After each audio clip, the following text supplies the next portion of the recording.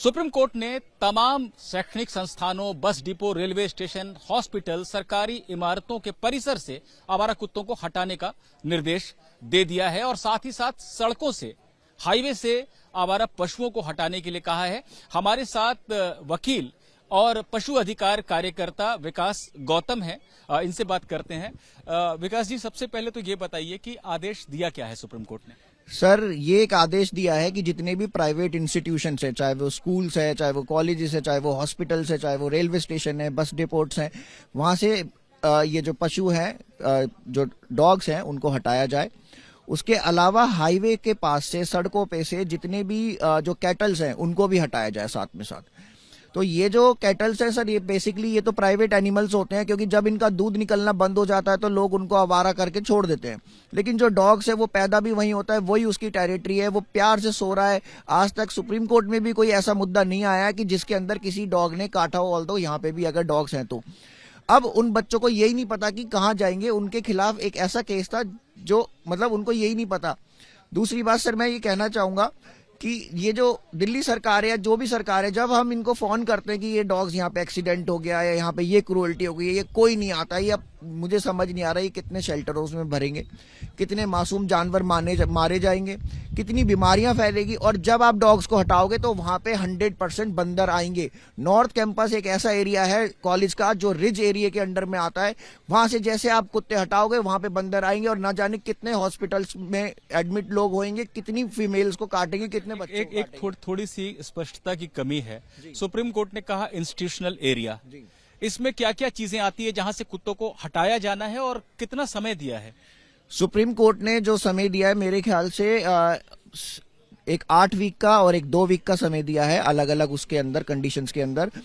Institution area जैसे private schools हो गए, प्राइवेट कॉलेजेस हो गए, गवर्नमेंट कॉलेजेस हो गए, सरकारी अस्पताल, प्राइवेट अस्पताल, बेसिकली तो एक शमशान घाट भी एक इंस्टीट्यूशन की कहा जाता है। लेकिन अब जो प्राइवेट कॉलेजेस हैं, जो स्कूल्स हैं, जो डॉग्स को रख रहे हैं, उनके लिए भी ये एक आनन पानन में एक ऑर्डर आ गया। और सर, मैं आपको कहना चाहूंगा, ये डेमोक्रेसी की हत्या है, जहां पे बिना सुने एक पहले से रिटर्न जजमेंट लाके प्रोनाउंस कर दी और जानवरों के खिलाफ एक तरह से अत्याचार है सर। ये आदेश सुप्रीम कोर्ट ने क्या कहा है? ये कौन लागू करेगा? नगर निगम लागू करेगा?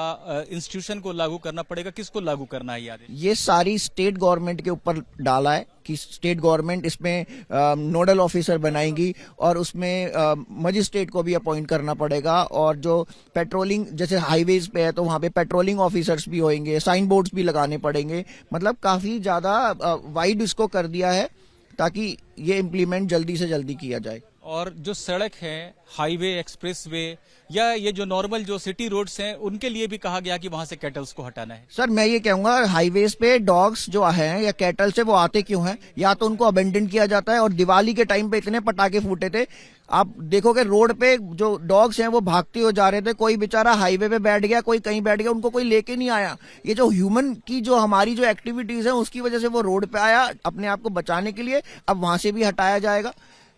कई चीज इसमें सही है कि अगर एक्सीडेंट से उनको बचाना है तो एक पॉजिटिव मूव होता है, लेकिन सर अगर उनको रिलोकेशन करना हो और उनको इंस्टीट्यूशन से हटाना हो बिना मतलब एग्रेशन के, तो ये गलत बात है। अब आप मुझे ये बताइए कि आप लोगों का तो मुख्य मुद्दा कुत्तों को लेकर था, एक कैटल्स को लेकर भी आज सुप्रीम कोर्ट ने डायरेक्शन दे दिया कि राजस्थान हाई कोर्ट ने जो ऑर्डर राजस्थान के लिए दिया था उसको पूरे देश के लिए कर दिया। लेकिन अब पहले जब 2 जजों की बेंच का एक ऑर्डर आया था तब आप लोग एग्रीव्ड होकर आप लोगों ने आवाज उठाई थी, फिर इस बेंच को मामला दे दिया गया। लेकिन अब इस बेंच ने भी वैसा आदेश दे दिया है जो आप लोगों के मुताबिक नहीं है या आप लोग जिसको स्वीकार नहीं कर पा रहे हैं। ऐसे में आप लोग अब क्या करेंगे? सर, हम फर्दर इसकी ऑर्डर मॉडिफिकेशन की एक एप्लीकेशन लगाएंगे और अगर थोड़ा सा और हम अगर एक्सीड करेंगे तो हम इसमें 5 जजेस बेंच को अपील भी करेंगे, ताकि ये जो ऑर्डर आया है जो एक लॉज के अगेंस्ट में आया है, एबीसी रूल्स के अगेंस्ट में आया है, एनिमल क्रूअल्टी एक्ट के अगेंस्ट में आया है, इसको दोबारा से रिमॉडिफाई करें, उसको स्टडी करें। और दूसरा सर, जो गाय है वो पहले गाय माता देके हमारी दिल्ली सरकार और बाकी सरकारों ने वोट लिया। अब गाय माता का पहले दूध निकाल लो, फिर उनको बाहर छोड़ दो, फिर वहां से हटा दो। अब ये नहीं पता शेल्टरों में भी जाएंगी तो वहां से कसाई खाने में पहुंचेगी या नहीं पहुंचेगी। तो आपने सुना, जो भी पशु अधिकार कार्यकर्ता है वो निश्चित रूप से आज बहुत परेशान है, क्योंकि उन्हें अपेक्षा नहीं थी ऐसे आदेश की। सुप्रीम कोर्ट ने पिछली बार कहा था कि एनिमल बर्थ कंट्रोल रूल्स, जहां पर कि आवारा कुत्तों को पकड़ने, उनका स्टेरलाइजेशन करने यानी नसबंदी करने और वैक्सीनेशन करने के बाद उनको उसी क्षेत्र में छोड़ देने का प्रावधान है। सुप्रीम कोर्ट ने यही बात कही थी, जिससे ये लोग संतुष्ट थे, क्योंकि यही मांग ये कर भी रहे थे। अब सुप्रीम कोर्ट ने कह दिया है कि जो भी संस्थान है, चाहे स्कूल कॉलेज हो, हॉस्पिटल हो, ऐसी तमाम जो जगहें हैं, सरकारी इमारतें हो, वहां से आवारा कुत्तों को हटाना है, जिससे ये परेशान है। 2 जजों की बेंच से मामला 3 जजों की बेंच में आया था, इन लोगों की अपील से, इनकी दरख्वास्त से। अब इनका कहना है कि अगर संभव होगा तो 5 जजों की बेंच में मामला भेजने की भी मांग ये लोग कर सकते हैं। निपुण सहगल, एबीपी न्यूज, दिल्ली।